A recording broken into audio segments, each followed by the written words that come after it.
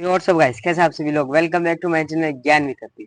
तो आज हम फिर से शुरू करने जा रहे हैं हमारी क्लास 10th की साइंस बुक का chapter first, chemical reactions and equation. तो इस वीडियो में हमने पहले दो वीडियो बना ली थी इस चैप्टर की, जिसमें हमने इस चैप्टर का इंट्रोडक्शन पार्ट कंप्लीट करा था और दो रिएक्शन कंप्लीट करी थी, जो थी combination reaction and decomposition reaction. अगर आपने वो वीडियो नहीं देखी तो अभी आई बटन पे क्लिक करके वो वीडियो देख लीजिए। और इस वीडियो में हम हमारे तीनों इक्वेशन कंप्लीट कर लेंगे, जो है displacement reaction and double displacement reaction and redox reaction. तो देखते हैं हम पहले डिस्प्लेसमेंट रिएक्शन क्या होती है। A reaction in which less reactive element is displaced, एक ऐसी रिएक्शन जिसमें कम मतलब लेस रिएक्टिव एलिमेंट, एक एलिमेंट जो लेस रिएक्टिव होता है, is displaced by high reactive element. मतलब ये एक ऐसा रिएक्शन है जिसमें लेस रिएक्टिव एलिमेंट एक्सचेंज मतलब डिस्प्लेस हो जाता है हाई रिएक्टिव एलिमेंट के साथ, इज कॉल्ड डिस्प्लेसमेंट रिएक्शन। उसे हम डिस्प्लेसमेंट रिएक्शन कहते हैं। इसका एग्जांपल है CuSO4 प्लस जिंक। तो ये क्या फॉर्म होगा, जिंक और Cu एक्सचेंज हो जाएंगे, मतलब Cu इधर आ जाएगा और जिंक यहाँ आ जाएगा, क्योंकि ये एक टेबल है जिसमें ये सारे नेम दे रखे हैं। मतलब अगर Ne के नीचे वाले जितने भी है ना, तो उनको डिस्प्लेस करके Ne वहां आ जाए, वो Zn वहां आ जाएगा। अगर K है तो K के नीचे जितने वाले हैं उनको डिस्प्लेस करके K उस पोजीशन पे जाएगा। अगर Ag है तो Au को डिस्प्लेस करके Ag वहां आ जाएगा। मतलब K इज हाईली रिएक्टिव है और Au हमारा लेस रिएक्टिव है। तो ये हो गया। तो Zn ये रहा और Cu हमारा ये रहा, तो ये डिस्प्लेस कर सकता है Zn Cu को। तो ये डिस्प्लेस कर दिया इसने इसको और ये यहाँ पे आ गया, तो ये यहाँ पे आ गया और ये यहाँ पे आ गया।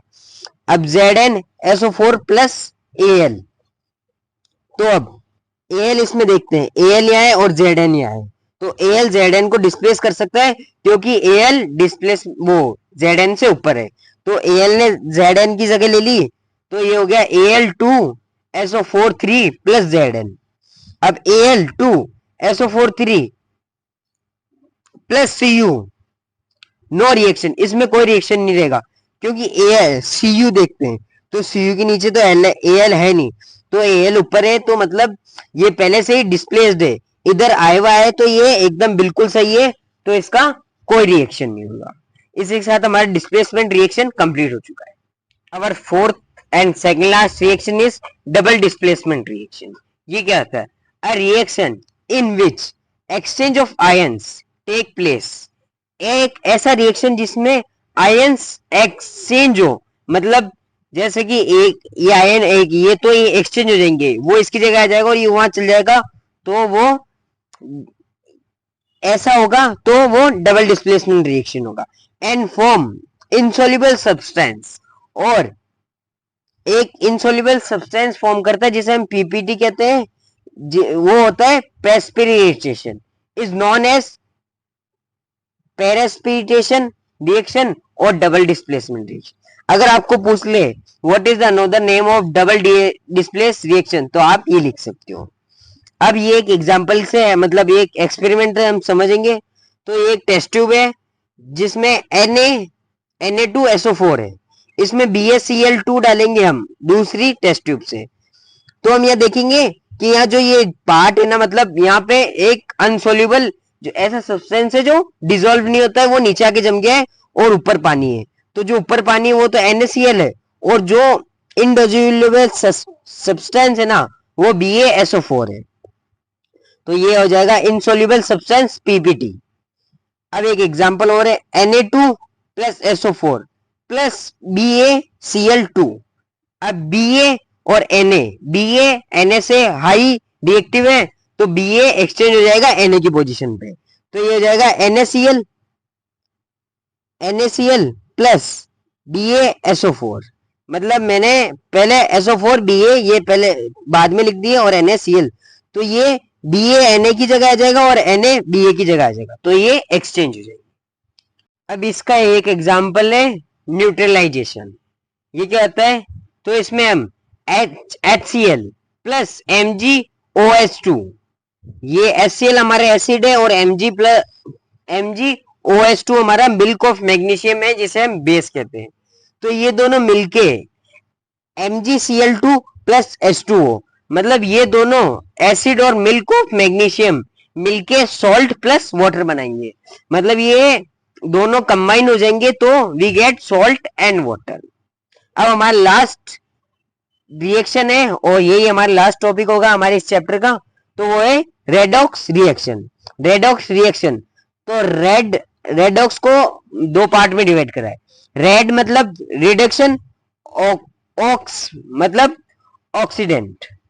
रिडक्शन क्या होता है? Gaining of electrons, adding of hydrogen and removing of oxygen. मतलब अगर इलेक्ट्रॉन्स गेन करेगा तो वो रिडक्शन होगा, अगर हाइड्रोजन ऐड करेगा तो भी रिडक्शन होगा, और रिमूव करेगा ऑक्सीजन तो रिडक्शन होगा।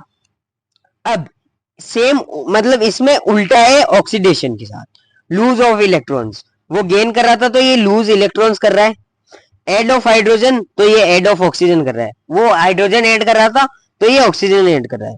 रिमूवल ऑफ ऑक्सीजन, ये ऑक्सीजन को बाहर निकाल रहा है तो ये रिमूवल ऑफ हाइड्रोजन, तो ये हाइड्रोजन को बाहर निकाल रहा है।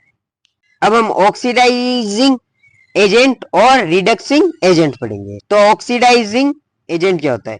Those reagent which gives oxygen and takes hydrogen is called oxidizing agent, और which have hydrogen and add oxygen, जिसके पास हाइड्रोजन है और वो oxygen add and take oxygen, और वो ऑक्सीजन लेता है तो रिडक्सिंग एजेंट होता है।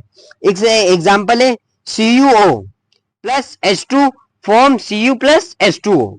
तो जब H2 को हमें O मिल जाएगा तो ये ऑक्सीडेशन हो जाएगा, और CuO अगर हमारे Cu हो जाता है तो रिडक्शन हो जाएगा।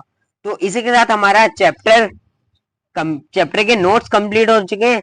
अगली वीडियो में हम इस चैप्टर के मिड क्वेश्चन आंसर्स करेंगे, लेकिन इसके बैक क्वेश्चन आंसर्स मैं नहीं कराऊंगा, वो आपको खुद ही करने पड़ेंगे।